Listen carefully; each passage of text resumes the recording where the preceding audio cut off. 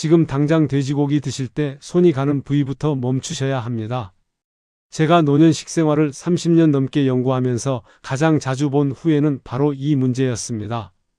평생 먹던 습관인데 나중에 알고 보니 그 안에 콜레스테롤과 독성 물질이 가득했던 거죠. 겉으로는 맛있고 부드럽지만 실제로는 혈관을 막고 장기를 서서히 망가뜨리는 부위들이 있습니다. 저는 노년 건강과 식습관 독성을 연구해 온 박사 이한결입니다. 더 무서운 건 일부는 이미 해외에서는 금지된 부위라는 겁니다.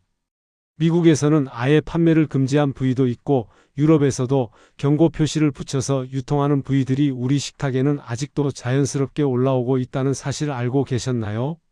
오늘 말씀드릴 돼지의 5부위는 단순한 기름기가 아니라 몸속을 조용히 병들게 하는 진짜 원인입니다. 혈관벽에 찌꺼기를 쌓이게 만들고 간과 신장을 서서히 손상시키며 호르몬 균형을 무너뜨립니다. 지금 이 중 하나라도 자주 드시고 계시다면 늦기 전에 식탁부터 점검하셔야 합니다. 한 번만 먹는다고 당장 문제가 생기는 건 아니지만 꾸준히 쌓이면서 몸을 망가뜨리는 게 더 무섭습니다. 본인은 건강하다고 생각하시다가 갑자기 응급실에 실려가는 분들을 정말 많이 봤습니다. 그분들 대부분이 이런 부위들을 보양식이라고 믿고 드셨던 분들이었습니다. 요즘 이런 부위들 아직도 드시고 계신 분 계신가요? 얼마 전 만난 박순애 72세님 이야기를 들려드리고 싶습니다.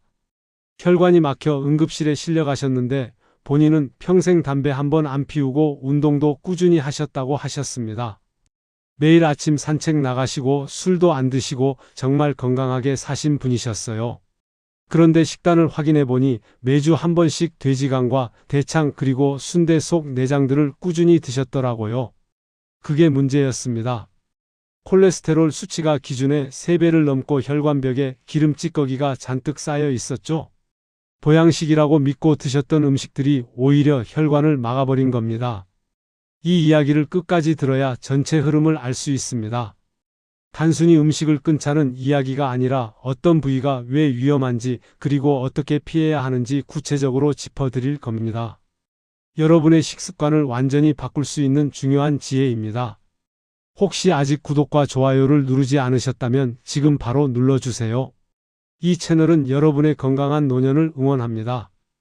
끝까지 보시면 왜 지금 당장 식습관을 바꿔야 하는지 분명하게 깨닫게 되실 겁니다. 마지막에 나올 단 하나의 습관이 모든 것을 바꿀 수 있습니다. 이렇게 작은 선택 하나로도 인생 후반의 건강이 완전히 달라집니다. 박순애님처럼 평생 건강하게 사셨어도 잘못된 식습관 하나 때문에 응급실에 가실 수 있다는 거죠. 그래서 이제는 돼지의 어떤 부위들이 노년 건강에 직접적인 위험을 주는지 하나씩 구체적으로 짚어보겠습니다. 자, 이제부터가 정말 중요한 내용입니다. 여기서부터 끝까지 집중해서 들으셔야 합니다. 왜냐하면 지금 말씀드릴 5가지 부위 중에 한 가지라도 놓치시면 나중에 큰 후회를 하실 수 있거든요. 특히 마지막 5번째 부위는 여러분이 전혀 예상 못하실 내용이니까 꼭 끝까지 들어주세요. 첫 번째로 말씀드릴 부위는 돼지 뇌입니다. 이게 정말 콜레스테롤 폭탄이라고 할 수 있습니다. 단 100g의 하루 권장량의 30배가 넘는 콜레스테롤이 들어있습니다. 상상이 되시나요? 한 그릇 드시면 한 달치 콜레스테롤을 한 번에 먹는 거나 마찬가지입니다. 한국영양학회에서 발표한 보고서를 보면 돼지 뇌의 지방 함량은 다른 부위보다 평균 18배나 높다고 합니다. 뇌라는 조직 자체가 지방과 콜레스테롤로 이루어져 있기 때문이죠. 뇌세포막을 구성하는 주성분이 바로 콜레스테롤이거든요. 그래서 동물의 뇌를 먹는다는 건 순수한 콜레스테롤 덩어리를 먹는 거나 다름없습니다. 제가 만난 최영호 69세님은 돼지 뇌탕을 보양식으로 즐기시다가 고지혈증이 급격히 악화되셨습니다. 혈액 검사를 해보니 총 콜레스테롤 수치가 300을 훌쩍 넘었더라고요. 정상 수치가 200 미만인데 300이 넘으면 심혈관 질환 위험이 5배 이상 높아집니다. 최영호님은 뇌에 좋다고 해서 일주일에 2~3번씩 드셨대요. 그런데 오히려 혈관이 막혀서 뇌졸중 직전까지 가셨습니다. 특히 우리 시니어 세대는 콜레스테롤 대사 능력이 떨어지기 때문에 더 위험합니다. 젊었을 때는 몸이 알아서 콜레스테롤을 분해하고 배출하지만 나이가 들면 그 기능이 반 이하로 떨어집니다.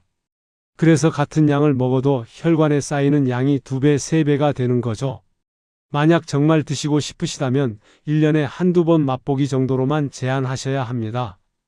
특히 고혈압이나 심혈관 질환이 있으신 분들은 완전히 끊으셔야 해요. 혹시 지금도 돼지내탕을 건강식으로 드시는 분 계신가요? 정말 위험합니다. 뇌 건강에 좋다는 건 완전히 잘못된 속설입니다. 두 번째는 돼지간입니다. 이건 중금속 저장소라고 보시면 됩니다. 간이라는 장기 자체가 몸속 독소를 걸러내는 필터 역할을 하잖아요. 그러니 당연히 납이나 카드뮴 같은 독성 금속이 가장 많이 축적되는 부위입니다. 식품안전처에서 조사한 결과를 보면 돼지간의 중금속 검출률이 일반 근육보다 4배나 높았습니다. 사육 과정에서 돼지가 먹은 사료나 환경오염 물질들이 전부 간에 쌓이는 거죠. 특히 요즘은 공장식 축산이 많아서 좁은 공간에서 빨리 키우려고 항생제를 많이 씁니다. 그 항생제 찌꺼기도 다 간에 남아 있습니다. 김말순 77세님은 피로 회복을 위해 간을 자주 드시다가 만성 신장 손상을 겪으셨습니다. 중금속이 계속 쌓이면서 신장 기능이 떨어진 겁니다. 김말순님은 빈혈 때문에 철분 보충하려고 일주일에 3번씩 간을 드셨대요. 그런데 몇 달 지나니까 소변색이 이상해지고 몸이 계속 붓더래요. 병원에 가보니 신장 기능 수치가 정상의 절반밖에 안 남았다고 합니다. 간에는 비타민 A도 엄청나게 많이 들어 있습니다. 적당히 먹으면 눈 건강에 좋지만 과하면 오히려 독이 됩니다. 비타민 A를 과다 섭취하면 두통이 생기고 뼈가 약해지고 간 손상까지 올 수 있어요. 특히 노년층은 간 기능이 약해진 상태라서 더 위험합니다. 만약 꼭 드셔야 한다면 반드시 인증된 제품을 선택하시고 철저하게 세척하신 다음 완전히 익혀서 드셔야 합니다. 그리고 한 달에 한 번 정도만 소량 드시는 게 안전합니다. 여러분은 간을 얼마나 자주 드시나요? 빈혈 예방이나 피로 회복을 위해서라면 간보다는 시금치나 브로콜리 같은 채소로 보충하시는 게 훨씬 안전합니다. 세 번째는 돼지 콩팥입니다. 이건 호르몬 폭탄이라고 할 수 있어요. 콩팥 윗부분에 붙어있는 부신이라는 조직에서 아드레날린이라는 호르몬이 분비되는데 도축 과정에서 이게 완전히 제거되지 않고 남아있는 경우가 많습니다. 이 아드레날린이 몸속에 들어가면 급성으로 혈압이 올라갈 수 있습니다. 국제식품독성학회에서 발표한 자료를 보면 돼지 신장의 카드뮴 농도가 근육보다 6배나 높았다고 합니다. 콩팥도 간처럼 독소를 걸러내는 장기이기 때문에 중금속이 많이 쌓입니다. 장도현 73세님은 정력식으로 돼지 콩팥을 드시다가 갑자기 두통과 심계항진 증세를 겪으셨어요. 가슴이 두근거리고 머리가 찌끔거려서 응급실에 가셨는데 혈압이 급격히 올라가 있었습니다. 장도현님 말씀으로는 드시고 나서 1시간도 안 돼서 증상이 나타났대요.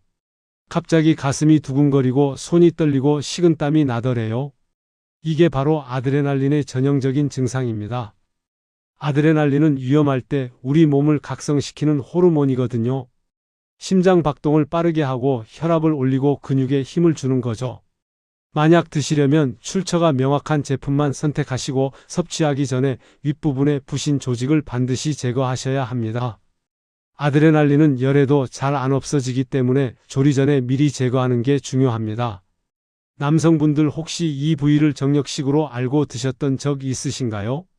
오히려 건강을 해칠 수 있습니다. 정력에는 전혀 도움이 안 되고 혈압만 위험하게 올립니다. 네 번째는 돼지 허파입니다. 이건 세균 폭탄이라고 보시면 됩니다. 허파는 공기를 들이마시는 장기잖아요. 도축 과정에서 공기와 함께 세균이 주입될 위험이 아주 높습니다. 그래서 미국 농무부는 이미 1971년부터 돼지 허파 판매를 전면 금지했습니다. 50년도 더 된 이야기입니다. 미국에서 금지한 이유가 명확합니다. 도축할 때 목을 자르면서 허파에 공기가 강제로 들어가는데 이때 도축장 바닥이나 공기 중에 세균이 같이 들어갑니다. 대장균이나 살모넬라 같은 위험한 세균들이 허파 조직 깊숙이 침투하는 거죠. 아무리 세척해도 완전히 제거가 안 됩니다. 유정희 66세님은 허파탕을 끓여 드시다가 급성 장염으로 입원하셨습니다. 배가 아프고 설사가 멈추지 않아서 병원에 가셨는데 식중 독균이 검출됐어요. 허파를 제대로 세척하지 않고 조리하신 게 원인이었습니다. 유정희님은 시장에서 싸게 파는 허파를 사서 대충 씻고 끓이셨대요. 그런데 드시고 몇 시간 만에 증상이 나타났습니다. 허파는 구조 자체가 스펀지처럼 구멍이 많아서 세균이 숨기 좋습니다. 표면만 씻어서는 안쪽 세균을 제거할 수 없어요. 그리고 허파 조직은 다른 내장보다 무르기 때문에 세균이 더 빨리 번식합니다. 만약 정말 드셔야 한다면 20번 이상 깨끗하게 세척하시고 장시간 끓여서 드셔야 합니다. 그래도 위생 상태가 불확실하면 아예 드시지 않는 게 좋습니다. 순대 드실 때 허파 자주 드시나요? 정말 조심하셔야 합니다. 순대 속 내용물 중에서 허파가 가장 위험한 재료입니다. 5번째는 돼지 목살과 림프절입니다. 이건 독성의 왕이라고 할 수 있어요. 목 부위에는 림프절이 집중적으로 모여 있는데 여기에 항생제나 호르몬 잔류물 그리고 각종 독소가 농축되어 있습니다. 림프절은 몸속 면역 체계의 일부라서 병원균이나 독소를 걸러내는 역할을 하거든요. 유럽식품안전국에서 발표한 자료를 보면 돼지 림프절 내 독소 농도가 일반 근육보다 12배나 높다고 합니다. 특히 목 부위 림프절은 머리 쪽에서 내려오는 모든 노폐물이 모이는 곳이라서 더 위험합니다. 여기에 사육 과정에서 투여한 항생제와 성장 촉진제 잔류물까지 쌓여 있습니다. 박경호 70세님은 시장에서 값싼 다진 고기를 구입하셨는데 집에 와서 드시고 나니 구토와 어지럼 증세가 나타났습니다. 병원에 가보니 림프절이 섞인 저품질 다진 고기였던 거죠. 박경호님 말씀으로는 평소보다 가격이 절반 정도 싸서 샀는데 색깔이 좀 이상하긴 했대요. 회색빛이 도는 알갱이들이 섞여 있었는데 그게 바로 림프절이었습니다. 문제는 다진 고기에는 어떤 부위가 섞였는지 알 수 없다는 겁니다. 양심 없는 업체들은 버려야 할 림프절이나 지방 덩어리를 몰래 섞어서 팝니다. 가격을 낮추려고 품질 나쁜 부위를 마구 넣는 거죠. 그래서 다진 고기는 정말 신중하게 사셔야 합니다. 만약 돼지고기를 사실 때는 반드시 인증 마크를 확인하시고 회색빛이 도는 알갱이 같은 조직이 보이면 즉시 폐기하셔야 합니다. 색이 불분명하거나 가격이 비정상적으로 낮은 제품은 절대 사지 마세요. 혹시 다진 고기 사실 때 색깔 한번 확인해 보신 적 있으신가요? 선명한 붉은색이 아니라 회색이나 갈색이 섞여 있으면 위험한 신호입니다. 이제 이 5부위를 피해야 하는 이유를 확실히 아셨을 겁니다. 그렇다면 어떻게 안전한 식탁을 만들 수 있을지 구체적인 방법을 이어서 알려드리겠습니다. 자, 여기서부터는 실천 방법입니다. 이 부분도 정말 중요하니까 놓치지 마세요. 아무리 위험한 부위를 피한다고 해도 먹는 방법을 모르면 소용없거든요. 특히 7번째 방법은 대부분 모르시는 내용인데 이것만 지켜도 독소 흡수를 절반으로 줄일 수 있으니까 꼭 끝까지 들어주세요. 먼저 섭취량 조절이 정말 중요합니다. 한 달 섭취량을 체중 1kg당 1g 미만으로 제한하면 대사질환 위험이 크게 줄어듭니다. 예를 들어 60kg이신 분이라면 한 달에 60g 미만으로 드시는 게 가장 안전하다는 거죠. 내장류는 불규칙하게 섭취하면 체내 독소 축적 위험이 더 높아집니다. 이게 왜 중요하냐면 우리 몸의 해독 능력에는 한계가 있기 때문입니다. 간과 신장이 독소를 처리하는 속도보다 빠르게 독소가 들어오면 몸속에 쌓일 수밖에 없어요. 특히 노년기에는 해독 능력이 젊었을 때의 절반 이하로 떨어집니다. 그래서 젊었을 때처럼 먹으면 안 됩니다. 대신 등심이나 앞다리살처럼 지방이 적은 부위 위주로 선택하시면 됩니다. 이런 부위들은 단백질은 풍부하면서도 콜레스테롤과 독성 물질이 훨씬 적거든요. 앞다리살은 돼지고기 중에서 가장 건강한 부위로 꼽힙니다. 지방 함량이 10% 미만이고 단백질은 20% 이상이에요. 여러분은 평소 돼지고기 부위 고르실 때 어떤 기준을 사용하시나요? 맛으로만 고르시는 분들이 많은데 이제는 건강을 먼저 생각하셔야 합니다. 삼겹살이 맛있다고 해서 계속 드시면 콜레스테롤이 쌓입니다. 목살도 마찬가지고요. 두 번째로 세척과 조리 방법이 중요합니다. 소금이나 간장 양념보다는 레몬즙이나 식초로 세척하시면 잔류물 감소율이 40% 이상 높아집니다. 산성 성분이 독소를 중화시키고 세균을 제거하는데 훨씬 효과적이거든요. 제가 실험을 해봤는데요. 같은 돼지고기를 물로만 씻은 것과 식초물에 담갔다가 씻은 것을 비교했더니 차이가 확실했습니다. 식초로 세척한 고기는 냄새도 덜하고 표면의 끈적임도 없어졌어요. 레몬즙도 같은 효과가 있습니다. 레몬 반 개 정도 짜서 물에 타서 10분 정도 담갔다가 씻으면 됩니다. 그리고 불완전하게 조리하면 식중독균이 살아남을 수 있습니다. 반드시 75도 이상에서 15분 이상 조리하는 원칙을 지키셔야 합니다. 겉은 익었어도 속은 덜 익은 경우가 많거든요. 특히 두꺼운 부위는 중심까지 열이 전달되는데 시간이 걸립니다. 혹시 익힘 온도까지 신경 써보신 적 있으신가요? 요즘은 주방용 온도계가 저렴하게 나옵니다. 10,000원 정도면 정확한 제품을 살 수 있어요. 고기 중심에 찔러 넣어서 75도 이상 나오면 안전합니다. 이거 하나만 있어도 식중독 위험을 크게 줄일 수 있습니다. 세 번째로 식단 균형을 맞추는 게 중요합니다. 하루 식단에서 육류 비중을 30% 이하로 유지하면 혈중 지질 안정에 효과적입니다. 매일 고기만 드시면 콜레스테롤이 계속 쌓이고 체중도 늘어납니다. 대한영양학회 권장사항을 보면 노년기에는 육류보다 생선과 채소 위주로 드시는 게 좋다고 합니다. 육류를 일주일에 3번, 생선을 2번, 그리고 채소 위주 식단을 7번, 이렇게 비율을 맞추시면 좋습니다. 요즘 하루 식단에 고기가 차지하는 비율 어느 정도인가요? 너무 높으시다면 지금부터라도 줄여보세요. 네 번째로 구입처를 신중하게 선택하셔야 합니다.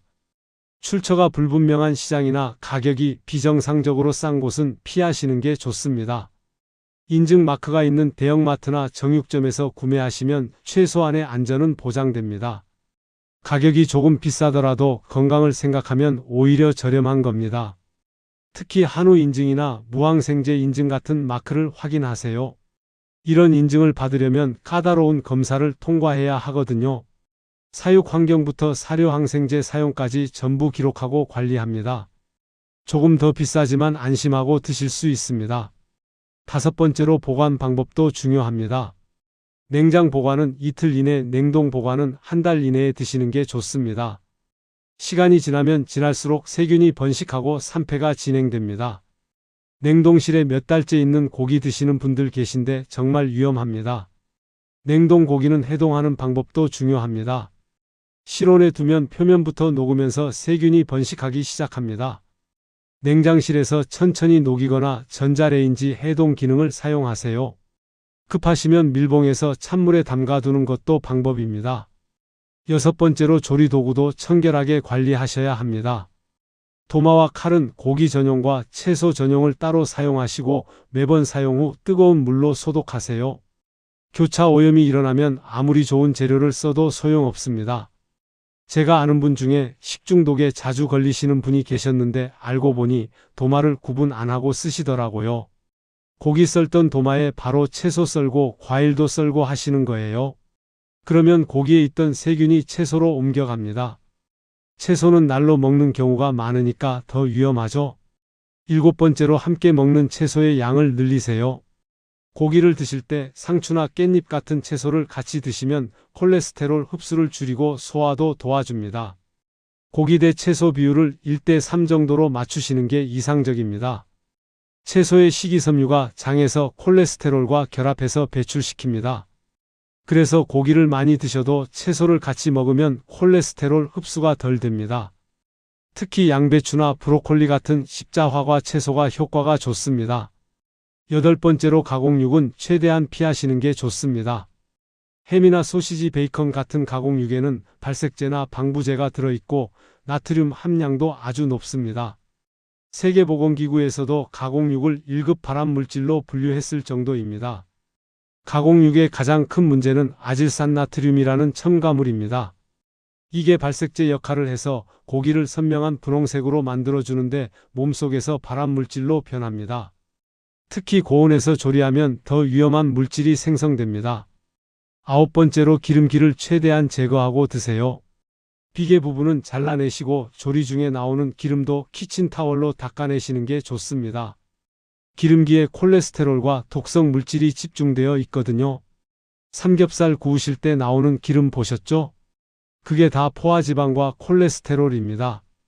10번째로 정기적인 건강검진을 받으세요. 특히 콜레스테롤 수치와 신장 기능 간 기능 검사를 정기적으로 받으시면 문제를 조기에 발견할 수 있습니다. 1년에 한두 번은 꼭 검진 받으시길 바랍니다. 문제가 생기기 전에 미리 발견하면 치료도 쉽고 비용도 적게 듭니다. 이제 마무리 단계에서는 이 5부위를 피함으로써 얼마나 건강이 달라질 수 있는지, 그리고 오늘 당장 실천할 수 있는 한 가지 제안을 드리겠습니다. 오늘 내용 정리해 볼까요?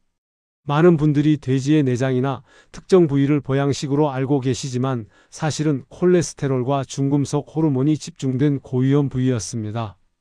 특히 뇌와 간, 콩팥, 허파 그리고 목살 림프절은 모두 열에 강한 독성 물질이 남아있을 가능성이 높고 노년기의 혈관과 장기에는 큰 부담을 줍니다.